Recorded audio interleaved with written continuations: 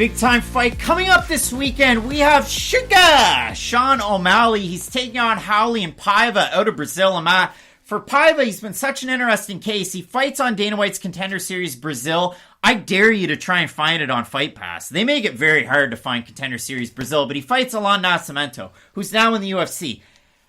They had a hell of a fight. Like, that's a fight of the year contender on Brazilian Contender Series, but you're going to have a hard time finding it. You should, though, because it's a lot of fun. It's back and forth. They're both very well-rounded. In the end, Paiva gets the nod. So then he comes into the UFC, and he loses 2 in a row. One against Cachoeira by split decision, who's also on this card. One to Jairo Bontorin, where his eyebrow escapes him, and he loses by, doctor stoppage. He beats Mark De La Rosa by TKO. He fights Augusto Magulov, and he misses weight. So then he moves up to bantamweight. He fights Kyler Phillips, and he wins a majority decision. Now, this is where it gets interesting, because MMA media members scored it this way. There's 129-28 Paiva. There's 14 28-28s. And there's 129-28 Phillips. The judges scored it. Eryk Cologne, 29-28. You have Sal D'Amato, 28-28. You have Chris Lee, my guy, 29-28. Matt, in that fight, Kyler Phillips won the first round 10-8. And Raulian Paiva won the next 2 rounds because Kyler Phillips punched himself out.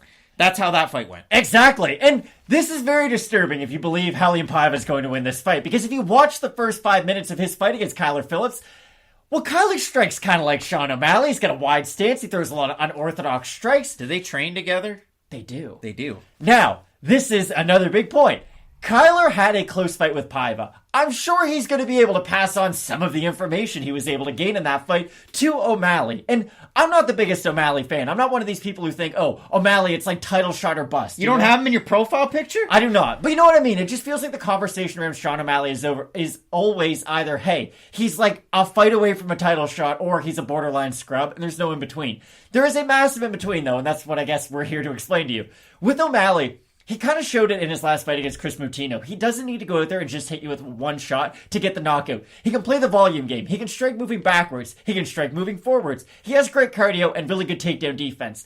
I just don't know what areas of the fight Paiva can, I guess, take advantage of and make his own. Do I think he's the better grappler? Probably if he gets top position, but O'Malley's shown the ability to scramble off of his back, to be very active at least off his back, create a lot of separation, at least try to scramble. He's not somebody who's just going to, lock down their guard and hope the ref stands him up. So I don't know what Paiva's going to do to at least, A, get initial success in this fight, and B, what's he going to do to then gain momentum off of that? The weird thing about Raulian Paiva, when he was at 125 pounds and he was making weight, he was a giant guy for that division. He was huge. Too. Great striker, too. Like, he really is. Paiva is one of the better strikers you would find at 125. He'd be a rank guy forever. But at 35, he's not a giant guy, and Sean O'Malley has a big reach advantage. Sean O'Malley has a big height advantage in this one. I mean, the reach, 3 inches, the height, 3 inches as well? And you look at the volume, well, Raulian Paiva's actually struck at a negative clip in the UFC, and Sean O'Malley, 8.25 strikes landed per minute, those are significant, to 3.59 absorbed. Now, for O'Malley, the loss to Marlon Vera is weird because, again, he still considers himself undefeated. He even came into our live chat and talked about it. Who cares if he considers himself undefeated? He's not. But in his last 2 fights, he's come back, and you talked about it. This is the thing that I like.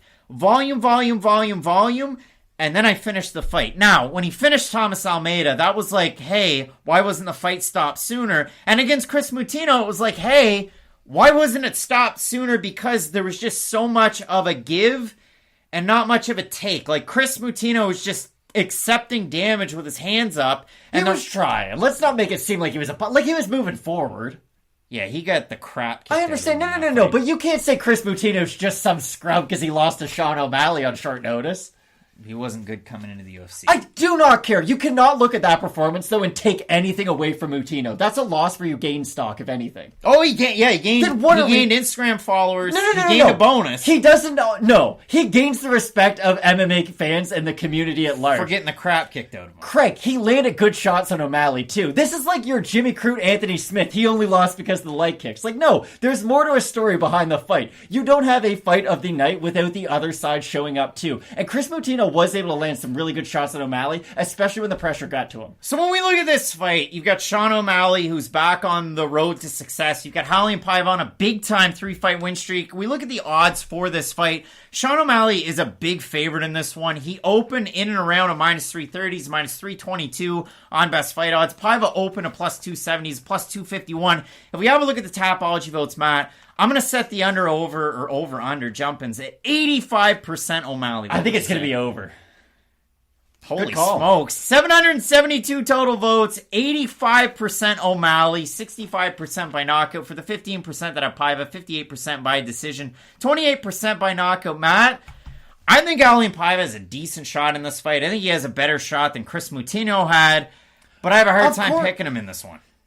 You got to stop disrespecting Chris Moutinho so much. Raulian Paiva was a good flyweight, but he's not really a bantamweight. This is the problem. This fight reminds me a lot of when Rory McDonald moved up in weight to fight Gegard Mousasi. You have two fighters who are very, very similar in what they do, but one has the added advantage of like 20 pounds. Yes, Paiva's a good striker on the feet, but he's not as varied with his attack as Sean O'Malley. And O'Malley on fight night, I expect to weigh a minimum 15 pounds more. I expect it to probably be even more than that because O'Malley is as big as a bantamweight can possibly get. I do expect him to fight at featherweight at some point in his career, even if it's just a one-off. Like, he's that big for this weight class, and I do think that the size and the speed is going to be a very big problem for Paiva. I expect a lot of kicks out of O'Malley early, especially to help him keep that range, and then he'll probably finish it with the hands in the second. If you can make that case down below in the comments section for either of these guys, we would love to hear from you. Raulian Paiva taking on Sean O'Malley, both of us going with the man who is repping Arizona in this fight. We get a big-time main card coming up. 2 title fights up at the top. Amanda Muniz taking on Gillian, and in the main event, Charles Oliveira taking on Dustin Poirier. You're not going to want to miss it. Just keep it locked in with Fight Night Picks, as we always say. Let's get into it.